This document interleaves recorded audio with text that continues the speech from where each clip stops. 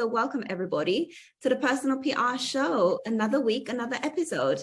This week, we'll start with Joel. And Joel is the storyteller. Really, he's known as the storyteller in Zurich. And I'm not sure isn't also outside of Switzerland that he has this reputation. So welcome, Joel. Hey, it's great to be here, Jessica.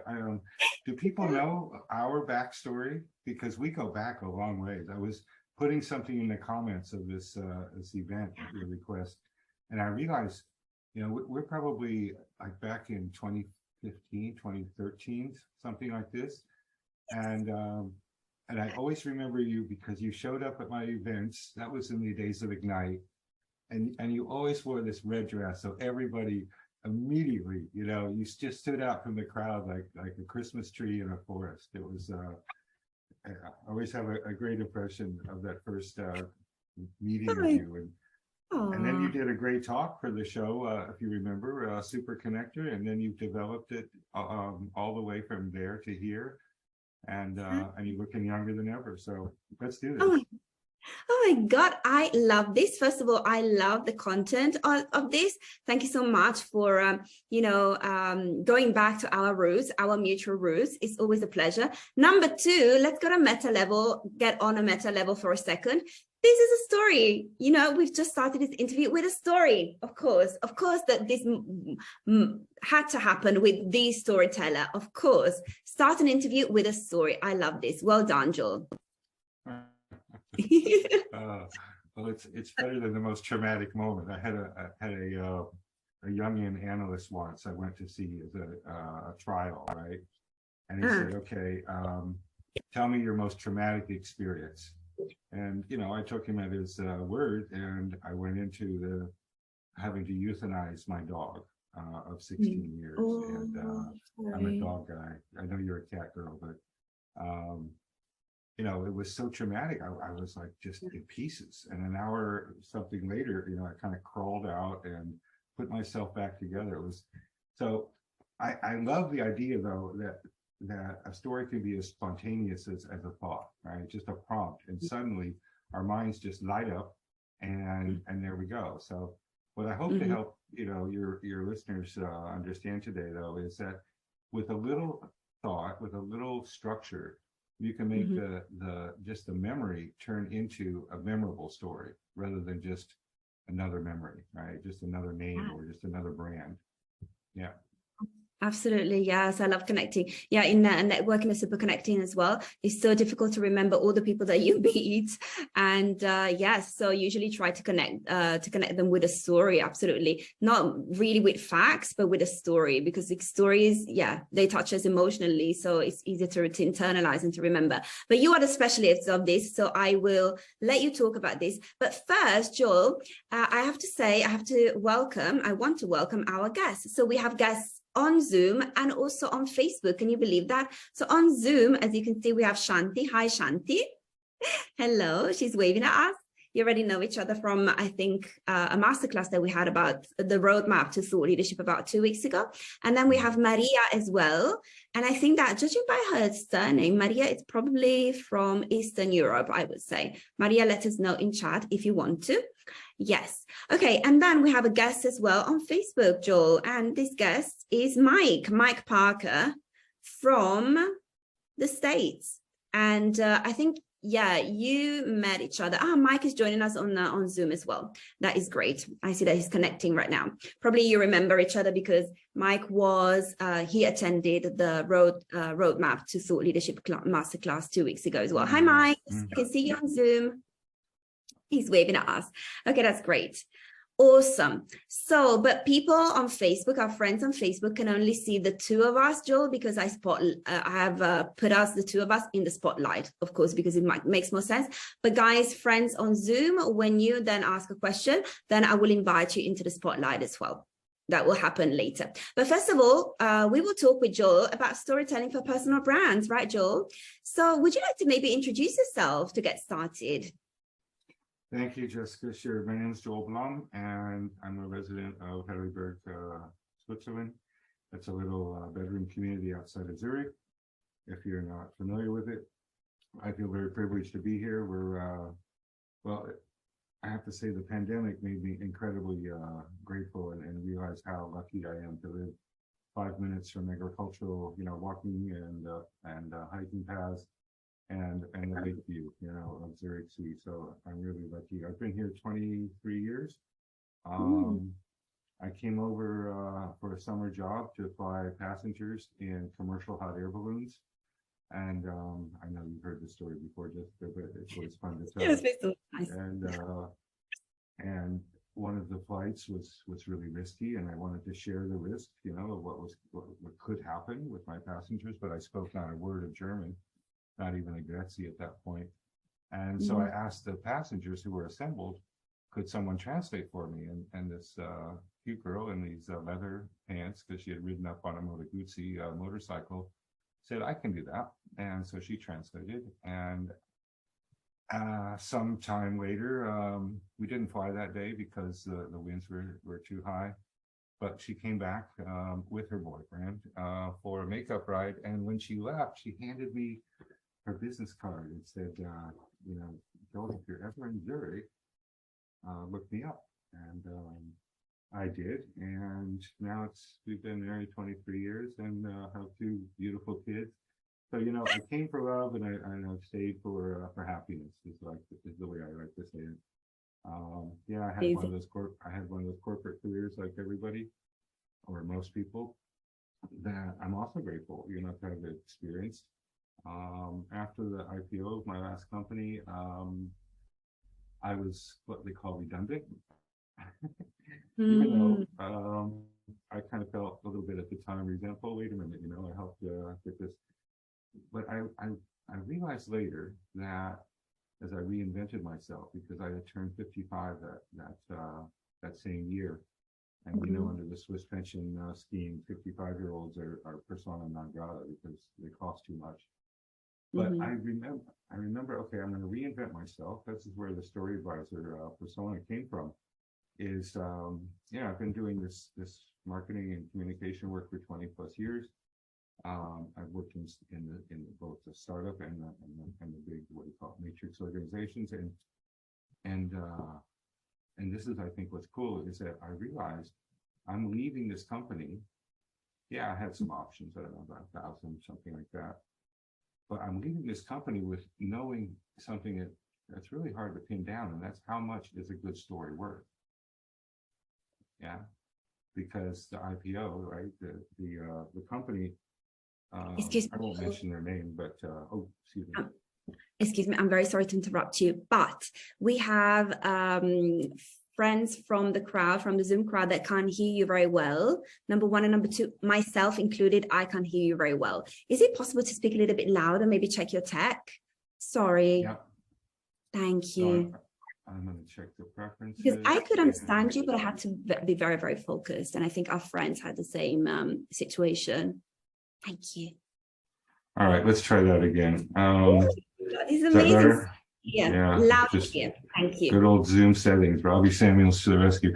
So I left that company knowing how much a good story was worth, because the company I worked for was in the property development field. And honestly, when we started 4 years before that IPO, we had never developed any property.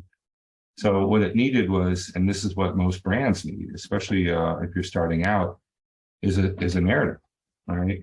It needs to match the level, the progress. Like if you're just bootstrapping, that narrative needs to be different than, one that, let's say in the case of my former employer, it had a bunch of private equity behind it. It had some wind in its sails. So what we did is and I have to really give credit to the CEO, who was a genius, one of these, let's just call him a financial genius, engineered not cooked them, but he engineered the statistics and the audits and made them look really good. But what was missing was the story of why you're doing this.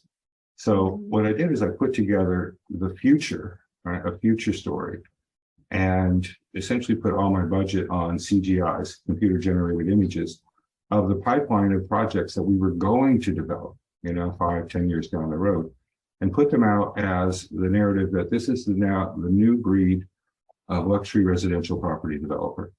And I like to say, you know, the hardest audience in the world, Swiss pension and institutional investors bought that story. And that's why the IPO was successful. It ended the day, I think, 33, something like that. And 50 million francs later, I could tell you how much a great story is worth for a company. So I even though I was unemployed at that point, it gave me a chance to reinvent myself, because who wants another marketeer? Okay. I mean, I'm not ashamed of my career. I did some great work, and I had some good projects that I'm very proud of.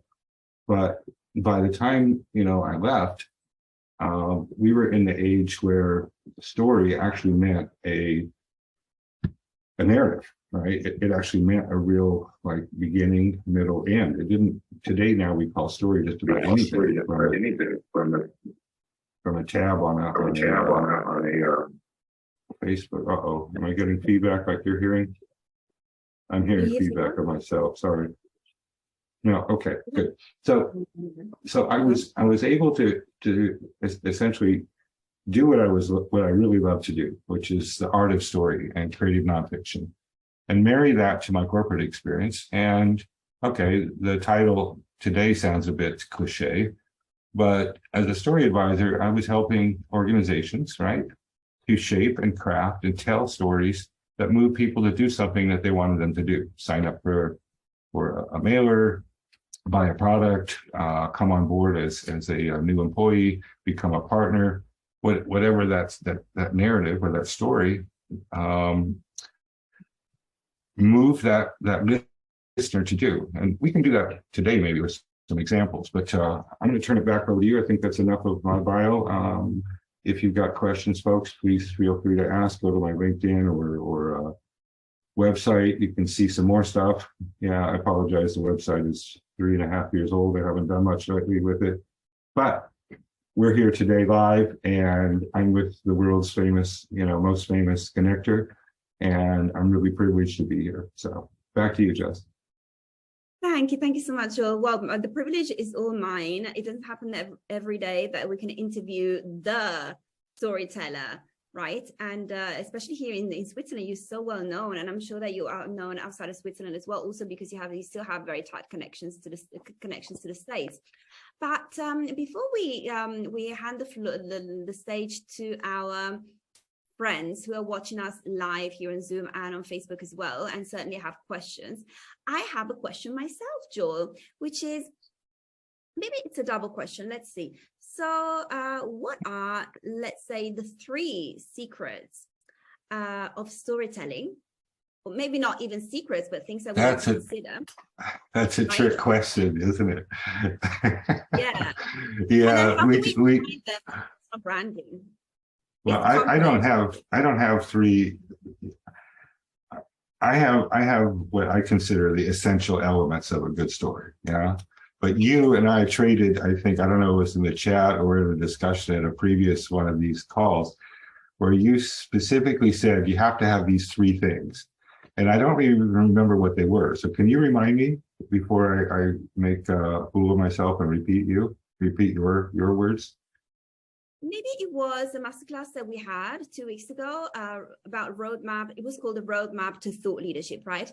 And I was talking about storytelling, but very, very briefly.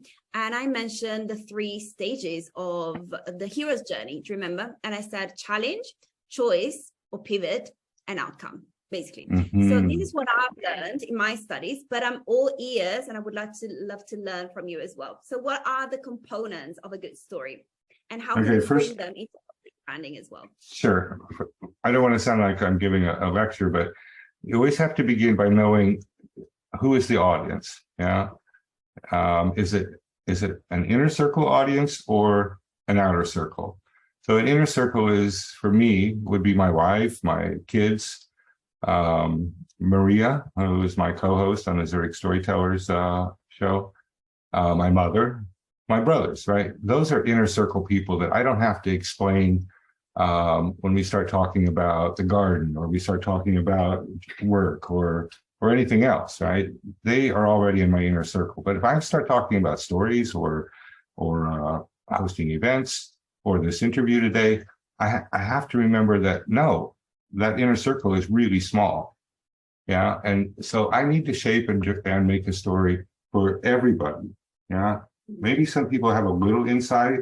I mean, Maria has a lot of insight into story creation because she's a good storyteller herself. She's a photographer, among other things. And, you know, I could put her in my inner circle, but that would be really wrong because there's a lot of things that she doesn't know about me. So if I'm going to tell a story, I have to remember I'm telling it for the whole world who know nothing about me, Joel Blom, and my past and my current status quo. So that's number one. The second one is when we talk about a story that's meaningful, and I don't mean this with disrespect, but there has to be something that changed. You had these 3 C's. What were they again? I should have wrote them down. I have a pen here. See. Yeah, it's just 2 C's and 1 O. So choice, no, sorry. Challenge, choice, and outcome. And choice can also be the pivot, let's say. Something happens that changes the status quo. Yes. Okay. So you call this a synthetic or a you gave reference to the hero's journey, which is of course this book by Joseph Campbell, which was called A Hero with 1,000 Faces, and he published that in I think 1949. Probably the world's greatest mythologist. Now, why is he important, and why do we talk about? Why is everybody throw around the words hero's journey? It's because he documented and blueprinted the stages of people's myths. Yeah, he found that through all history, right back to prehistoric times, the myths that people shared with each other. And you have to remember that they didn't have writing, right? They were illiterate. They were, in the year 1000 BC they're using oral, right? They're using oral communication for everything. That's their libraries, their people. Is that there was always a metaphorical hero, right? A protagonist, as we would talk about it. And that protagonist, he saw the world as having 2 parts, right? The upper half, imagine a circle, right? And in the upper hemisphere is the known world, what we all see around us today, right now, ordinary world, he called it. Below the vine, the lower hemisphere, is what he called the special world.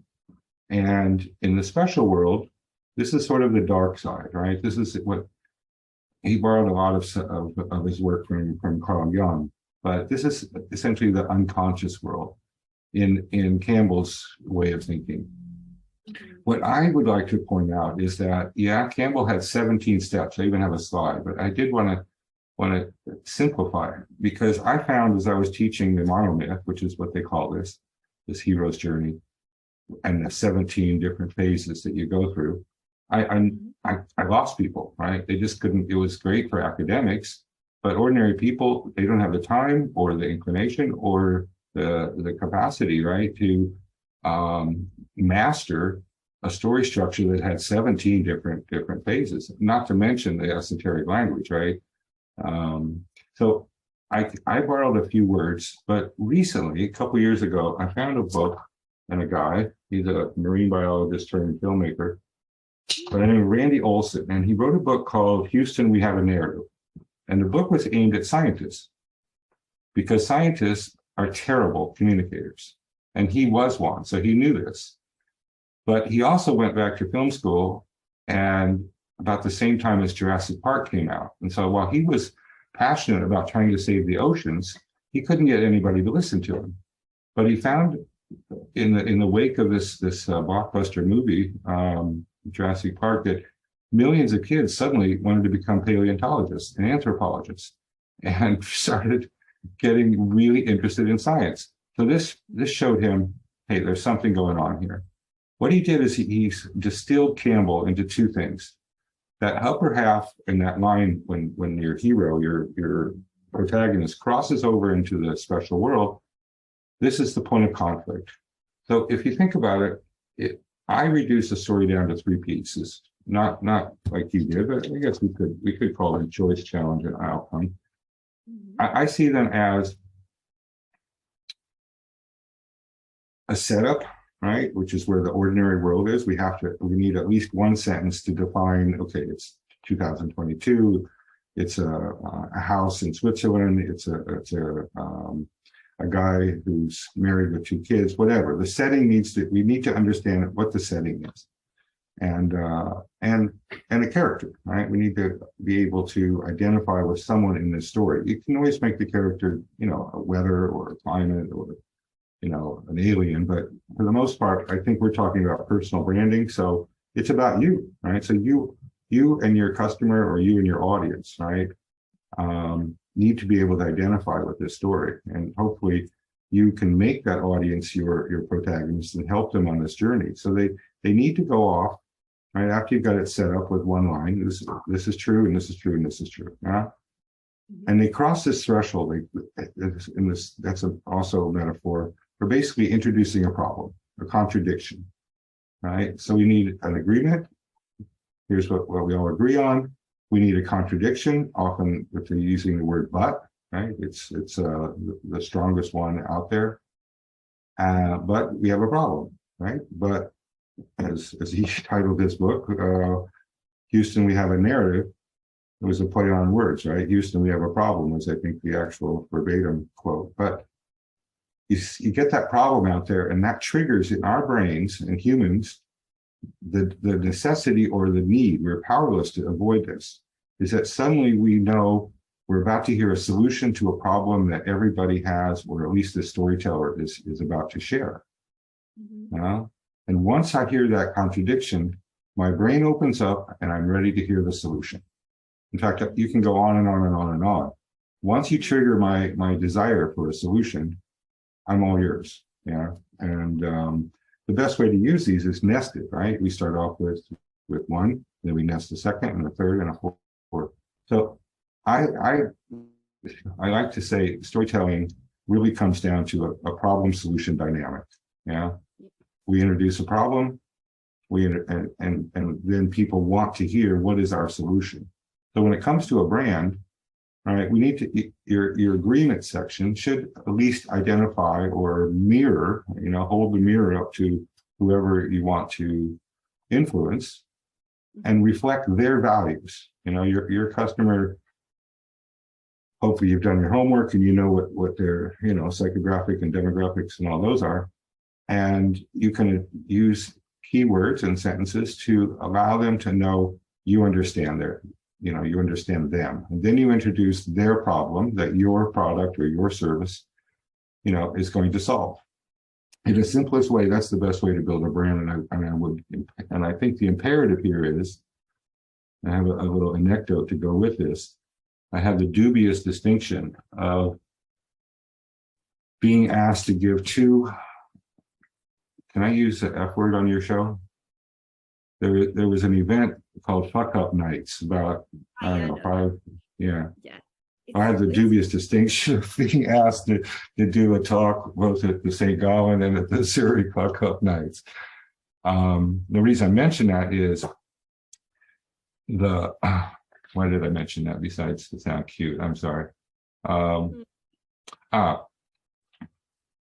Because my talk that night, and it didn't go well, I have to say, especially the one in Zurich, because I had to follow the U.S. ambassador to Switzerland. And just by her, authority, just by her title, everybody was listening. And so after she was done, there's this natural, like, okay, who's, good. That was awesome. So I follow her on. And basically I started my talk by saying, and for the most part, it was students, from the university and ETH and young people, right? And I said, if you're going to do a startup, because Fuck Up Nights is about startups that fail, right, or projects that fail, is that when you start, you have nothing. You don't have a product. Maybe you have a concept, but you don't have any customers. You have really nothing. Maybe you don't even have any money yet. All you have is a good story. So get it right. And for people starting out or that haven't gone on this brand journey yet, that's the most important thing I can tell you, is to get the story right, then go to the graphic people, then go to the copywriters, then go to your marketeers and hire people like yourself to get the PR right. Yeah. But without the narrative, right? Without that problem solution dynamic narrative, you don't have anything yet. So it's a creative brief. It's your sales copy. It's your reason why. Why should people care about you? I always emphasize those two things. Why should anybody care about you, and what's at stake if I don't? So if I don't care about you, what's the consequence? Yes. Again, I'm always playing. You're always playing, at least in my head, with this problem solution, right? So if this, right, then that. So every time there's a contradiction, there's a consequence. Three pieces: the setup, right, where we describe the ordinary world or your customer. Yes. And then there's the contradiction, and then there's a consequence, a resolution. It doesn't have a nice CCO acronym like yours, but I don't know. I've sketched it so often. Olson in his book calls it the ABT. He uses the and I do this in my workshops too. A is for and, so I have this sentence and this we all agree on. And. But contradiction. Yes. And then after you finish that, then there's the T, therefore, or you can say so, or because of that. So and, but, therefore, it's an ABT. Therefore, yeah. Therefore, okay, so it's a model that is all based on conjunctions. That is very easy to remember. Therefore, love it. Awesome. This is amazing. Excuse me. You're a grammar girl. I didn't know that you also have this grammar talent. Great. Oh, okay, let me out myself. Before I studied public relations and general management, before those degrees, I actually had a master's in sociolinguistics.